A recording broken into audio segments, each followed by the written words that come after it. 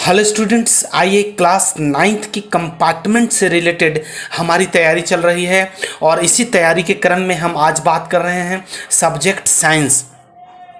Actually ये वाला जो क्वेश्चंस है वो फैब जो है फैब 2020 में आपके पास आया हुआ था। शायद किसी कारणवश इसमें से मैक्सिमम क्वेश्चन आप नहीं कर पाए होंगे, जिसकी वजह से आपका रिजल्ट प्लग कर गए और आपका रिजल्ट नहीं आ पाया, आप क्रैक नहीं कर पाए। तो रिक्वेस्ट यही है स्टूडेंट्स कि सबसे पहले तो आप चैनल को सब्सक्राइब कर लेना और बेल आइकन को प्रेस कर देना, जिससे नोटिफिकेशन तुरंत मिले। और अगले 20 से 25 दिन मैं लगातार आपके साथ हूँ। पहला मैथ्स का पूरा एक कंप्लीट सेशन हो रखा है, एक सेट हमने सॉल्व करवा रखा है और ये जो हमारे पास क्वेश्चन आया हुआ है ये फरवरी वाला है, तो इसको हम अभी इसी वीडियो में पूरा कंप्लीट करेंगे। तो ये तकरीबन 22 से 25 मिनट का वीडियो है, आप प्लीज़ इसे बढ़िया से देखेंगे, एक एक क्वेश्चन पे जिक्र करेंगे, है ना, तो आपको बिल्कुल समझ में आएगा। बीच में वीडियो छोड़ के कोई नहीं जाएगा, क्योंकि ये सारी चीज़ें सिर्फ और सिर्फ आपके लिए बनाया गया है ना। आइए एक एक क्वेश्चन देखते हैं। स्टूडेंट्स, आप देख रहे हैं क्वेश्चन नंबर फर्स्ट बोल रहा है कि what are the homogeneous mixture, है ना, समांगी मिश्रण क्या है। तो देखो समांगी मिश्रण और असमांगी मिश्रण ये दो तरह के मिश्रण होते हैं, हेट्रोजीनियस सिस्टम और होमोजीनियस सिस्टम, ये दो तरह के होते हैं। इसमें यहाँ पे आंसर देखो, ऐसा मिश्रण जिसमें अवयवी तत्व यौगिक को अलग अलग न देखा जा सके। मतलब वैसे मिश्रण जिसके अंदर जो अवयव हैं या तत्व हैं यौगिक है, इन दोनों को अलग अलग सेपरेट ना कर पाओ ना, तो उसको आप बोलोगे क्या बोलोगे, उसको आप समांगी मिश्रण। तो जैसे दूध देख लो, आप देख लो वायु देख लो, शरबत देख लो और पीतल देख लो, ये सारे क्या है। अगर मैं दूध का एग्जांपल लेता हूँ तो दूध में अगर पानी लगा हुआ है, मिला हुआ है, तो पानी और दूध को हम अलग अलग नहीं देख सकते, जिसकी वजह से आप कह सकते हो कि ये क्या है, ये समांगी मिश्रण है। क्वेश्चन नंबर 2 है स्टूडेंट्स, एक व्यक्ति हाथ में सूटकेस पकड़कर खड़ा है और उसके द्वारा किया गया कार्य क्या होगा। देखो सूटकेस पकड़कर खड़ा है तो उसके द्वारा कार्य क्या किया गया है, वो बिल्कुल शून्य होगा, क्योंकि वो कार्य तो किया ही नहीं है ना। एक ही जगह लेकर के खड़ा होने से क्या काम थोड़ी हो जाएगा। काम होने के लिए क्या होगा, उसको इधर से उधर मूव करना पड़ेगा। जब वो मूव नहीं करेगा तो फिर वो काम उसका शून्य हो जाएगा, है ना। हम नेक्स्ट क्वेश्चन की तरफ बढ़ते हैं। तो हम क्या देखते हैं स्टूडेंट्स, इधर क्या है, दृष्टि बाधित विद्यार्थियों के लिए है। तो ये सारे क्वेश्चंस हम स्किप कर रहे हैं, क्योंकि ये हमारे लेवल के, ये हमारे लिए क्वेश्चन नहीं है। देखो स्टूडेंट्स, क्वेश्चन बोल रहा है बांध में एकत्रित जल में क्या होती है ना, बांध में एकत्रित जल में क्या होती है। कह रहा कोई ऊर्जा होता है, कोई विद्युत ऊर्जा होता है, गतिज ऊर्जा होता है या स्थितिज ऊर्जा होता है। तो देखो चूंकि बांध में पानी है वो बिल्कुल स्थिर है, तो ये स्थिर ऊर्जा ही होगा यहाँ पे हमारा आंसर, है ना। अच्छा नेक्स्ट हम क्वेश्चन करते हैं, पृथ्वी की ओर स्वतंत्र रूप से गिरने वाली वस्तु या पिंड का कुल ऊर्जा क्या होता है स्टूडेंट। तो देखो वो क्या हमेशा ऊर्जा बढ़ती है, जैसे ही ग्रेविटेशनल फोर्स यानी पृथ्वी की तरफ कोई ऊर्जा आएगी तो उसका क्या होगा, वो उसका जो है कि टोटल ऊर्जा हमेशा इंक्रीज करेगा। तो ए नंबर आपका आंसर। नेक्स्ट हम बात करेंगे स्टूडेंट्स, कहता है निम्नलिखित में से कौन सा रासायनिक परिवर्तन के उदाहरण है ना, रासायनिक परिवर्तन का उदाहरण है। तो देखो लकड़ी का सड़ना, लकड़ी का गलना, जलना, लकड़ी का कटना और लकड़ी का कील डालना, लकड़ी में कील डालना। तो देखो जो अनुवांशिक रूप से खुद ब खुद होते हैं, जैसे लकड़ी का सड़ना और लकड़ी का जलना, ये दोनों ही आपका आंसर है। तो आप ए बोल सकते हो, ए का 1 और 2 ये दोनों आंसर सही है ना। अब हम बात करेंगे स्टूडेंट्स नेक्स्ट पेज। स्टूडेंट्स आप क्वेश्चन नंबर 4 देख सकते हैं। क्वेश्चन नंबर 4 के अंदर क्या है, फोर्थ के अंदर देखो ये 4 क्वेश्चंस गिवन है ना, 1 2 3 4। अब हम बात करेंगे बारी बारी से ना। उस रोग के लक्षण लिखिए जो मैग्नीशियम और नाइट्रोजन की कमी से होता है। तो देखो स्टूडेंट्स, पहला तो विकास रुक जाता है और हरी जो पत्तियां होती हैं वो बाद में भूरे रंग में परिवर्तित हो जाती हैं। आप देख रहे हैं ना अच्छे तरीके से, पहला क्या होता है, विकास रुक जाएगा, और दूसरा जो है पत्तियां हरे रंग की होती हैं वो भूरे रंग में परिवर्तन हो जाता है। तो किसके कारण में से, मैग्नीशियम नाइट्रोजन की कमी के कारण से होता है। अच्छा क्वेश्चन नंबर 2 देखो, कमजोर तना व जड़ों में संक्रमण स्टूडेंट्स कैसे होता है। तो मैग्नीशियम की कमी से ऐसा होता है स्टूडेंट्स, है ना। तो ये आपका आंसर हो जाएगा। क्वेश्चन नंबर 3 देखिए, वह कौन सा पोषक तत्व है जो वायु से प्राप्त होता है स्टूडेंट्स। तो वायु से प्राप्त होता है, यहाँ पे हाइड्रोजन ऑक्सीजन है, और ऑप्शन डी में भी सेम है स्टूडेंट्स, ऑक्सीजन और हाइड्रोजन ना। तो ए और डी दोनों में से कोई भी आंसर हो सकता है, क्योंकि दोनों सेम है। सी और बी बिल्कुल आप नहीं करेंगे, गलती से भी नहीं करेंगे। अच्छा नेक्स्ट लीजिए स्टूडेंट्स, क्वेश्चन नंबर 4 बोलता है कि उस पोषक तत्व का नाम लिखिए जो क्लोरोफिल का एक अवयव है। तो देखो स्टूडेंट्स, यहाँ पे हमने लिखा हुआ है प्रोटोप्लाज्मा प्रोटीन, याद रखो प्रोटोप्लाज्मा प्रोटीन और न्यूक्लिक एसिड, ये आपका आंसर है स्टूडेंट्स इसका ना। अब हम आगे बात करें उस पोषक तत्व का नाम लिखो जो क्लो, ये तो हमने दे ही दिया स्टूडेंट्स। क्वेश्चन नंबर 5 का देखिए, फर्स्ट क्या कहता है, रॉकेट जो होता है संरक्षण के सिद्धांत पे कार्य करता है। रॉकेट किस संरक्षण के सिद्धांत पे? तो स्टूडेंट सीधा बात करोगे, संवेग संरक्षण के सिद्धांत पे कार्य करता है ना। तो इस तरह से आप देख रहे हैं स्टूडेंट। अब हम बात करेंगे क्वेश्चन नंबर 9, कह रहा है कि निम्नलिखित में से कौन सा टिंडल प्रभाव नहीं दर्शाता है। ध्यान से देखिएगा, नहीं दर्शाता है ना। तो देखो आंसर में आएगा आपका धुआं, है ना। ए नंबर का जो आंसर है वो आपका धुआं आंसर हो जाएगा, क्योंकि देखो बाकी जो है नमक का विलयन, चीनी का विलयन, नमक और चीनी का दोनों का विलयन, देखो ये सारे सेम है ना, धुआं ही अलग है, तो धुआं हमारा आंसर हो जाएगा। नेक्स्ट क्वेश्चन कहता है सल्फर और कार्बन डाइऑक्साइड का मिश्रण क्या है स्टूडेंट्स? तो सीधा बीसमांगी है और टिंडल प्रभाव है ना, तो ये दोनों ध्यान से रखेंगे, बीसमांगी। अच्छा, समांगी आपने पहला क्वेश्चन करा हुआ था वहां पे, है ना। फर्स्ट क्वेश्चन जो ऑब्जेक्टिव का पहला क्वेश्चन था वो समांगी था। अगर मैं आपको दिखा दूं तो आप देखो, ये है समांगी क्वेश्चन का पहला ये आंसर ना, ये पहला क्वेश्चन। तो यहाँ है बीसमांगी, और बीसमांगी के बारे में आपने पढ़ा था कि जो मिक्सर होगा जो आपका उसमें होगा वो दोनों अलग अलग दिखने चाहिए। अच्छा जी, नेक्स्ट क्वेश्चन देखो, क्वेश्चन नंबर 10 बोलता है कि किसी ध्वनि के स्रोत की आवृत्ति 200 हर्ट्ज है और 20 सेकंड में यह कितने बार कंपन करेगा। दोबारा से देखो, जो इसकी फ्रीक्वेंसी है वो 200 हर्ट्ज है और इसका टाइम टेकन है वो है 20 सेकंड। तो इसका आंसर देखिए स्टूडेंट्स, देखो क्वेश्चन में पहले ही बता रखा है कि ध्वनि का स्रोत जो है वो एफ है और एफ है 200 है ना, समय 20 सेकंड दिया हुआ है। तो कुल कंपन क्या होता है स्टूडेंट, एफ इंटू एस, दोनों को आपस में मल्टीप्लाई करो। एफ क्या है 200 देखो यहाँ से, और टाइम यहाँ 20 है, दोनों को मल्टीप्लाई करोगे स्टूडेंट 4000 आ जाएगा। और यही है आपका जो कि आपका 4000 जो कि है टोटल वो कंपन करेगा स्टूडेंट्स, है ना। स्टूडेंट्स अब हमारी बातचीत होगी क्वेश्चन नंबर 11 पे। कह रहा है गुरुत्वीय त्वरण का मान क्या होता है। गुरुत्वीय त्वरण का मान क्या होता है, आराम से देखो स्टूडेंट्स, क्या है देखो ये सी आंसर जो है 9.8 मीटर पर सेकंड स्क्वायर, ये आपका आंसर है। देखो यहाँ पे यूनिट में हमेशा मीटर पर सेकंड स्क्वायर होना चाहिए त्वरण के केस के लिए, जो कि यही हमारा आंसर होगा। एक्चुअली 9.8 तो तीनों ऑप्शन में है देखो, है ना, बट जो मीटर पर सेकंड स्क्वायर है इसकी वजह से हमारा सी आंसर होगा, क्योंकि ये इसके बारे में तो आप जानते होंगे, नहीं भी जानते होंगे तो हम आने वाले क्वेश्चन में आपको एक्सप्लेन कर देंगे त्वरण से रिलेटेड। स्टूडेंट्स देखो 21 कहता है क्या कि जीवन के लिए वायुमंडल क्यों आवश्यक है। ध्यान से देखो, जीवन के लिए वायुमंडल क्यों आवश्यक है। तो स्टूडेंट्स इसका आंसर तो आप जान सकते हो, क्योंकि आप इसमें बहुत अच्छे तरह से जानते हो।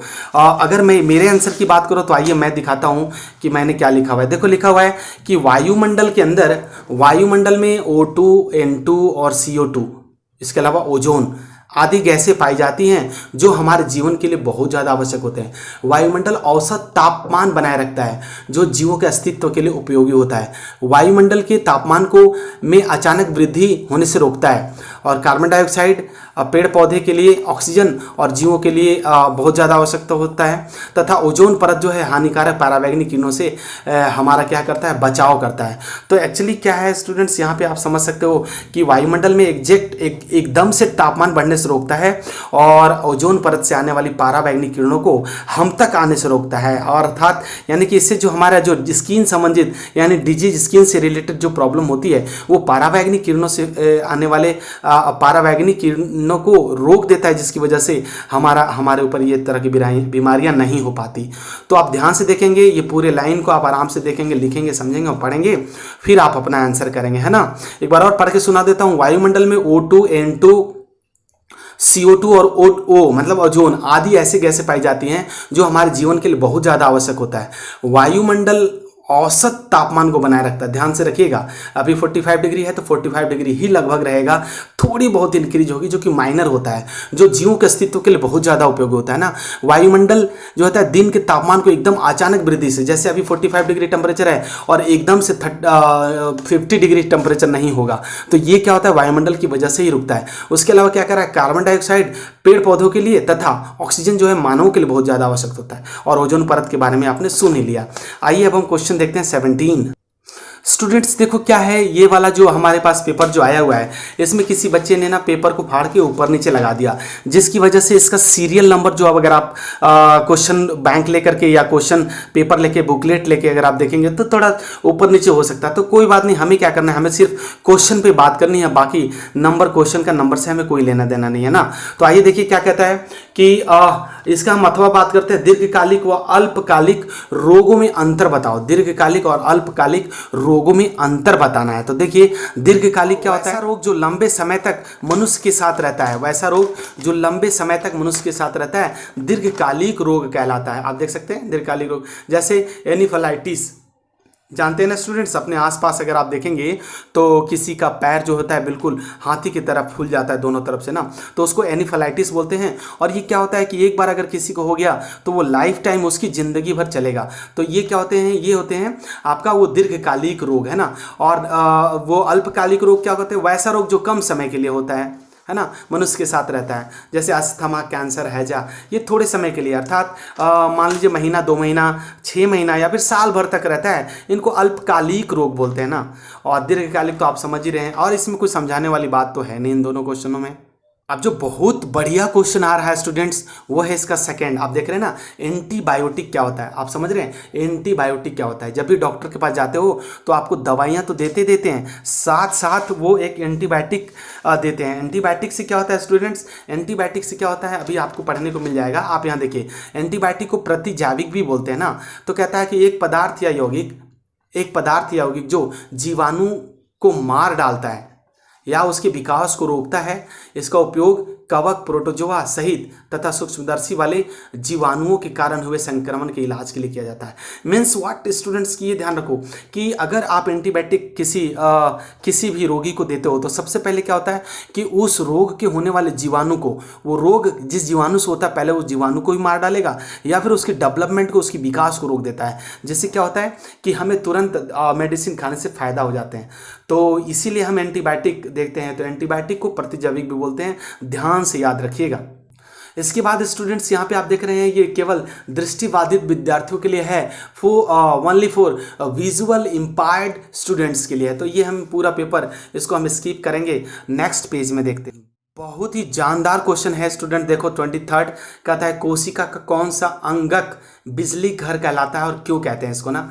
कोशिका को दोबारा पढ़ लो, कोशिका का कौन सा अंगक जो होता है वो बिजली घर होता है और ऐसा क्यों होता है स्टूडेंट्स। तो अगर इसकी आंसर की बात करें स्टूडेंट्स तो देखो माइट्रोकॉन्ड्रिया, मैं बात करूँ यहाँ पे देखो 23rd का फर्स्ट आंसर आ रहा है आपके पास, जो माइट्रोकॉन्ड्रिया को कोशिका का बिजली घर कहा जाता है, समझ रहे हो ना। या फिर इसको ऊर्जा घर भी कहते हैं स्टूडेंट्स, ऊर्जा घर, क्योंकि यह जो है भोजन के ऑक्सीकरण तथा ऊर्जा उत्पादन का कार्य करता है। देखो जब भी कोई चीज़ खाते हो आप तो उसका ना छोटे छोटे टुकड़ों में बट जाता है ना, तो उसको ऑक्सीकरण बोलते हैं। उसको क्या बोलते हैं? ऑक्सीकरण है। स्टूडेंट्स कहीं जाओगे नहीं, अगर आप जाओगे तो देखो ये सारे क्वेश्चंस आपके रह जाएंगे। और क्या है, जब तक ये वीडियो फिनिश नहीं होता है तब तक आपको बने रहना है।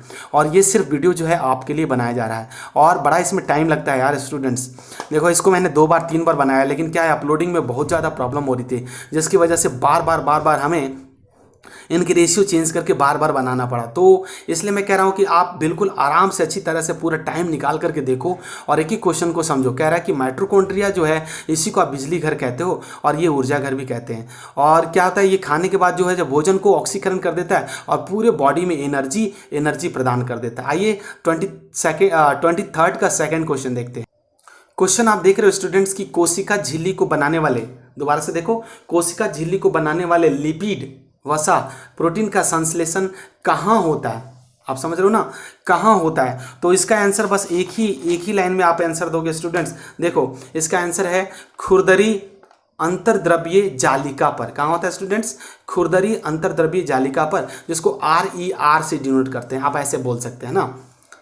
आइए अब 27 देखते हैं स्टूडेंट्स। देखो 27 में फर्स्ट में बोलता है कि न्यूरॉन का फोटो बनाओ। क्या बोलता है? न्यूरॉन का फोटो बनाइए।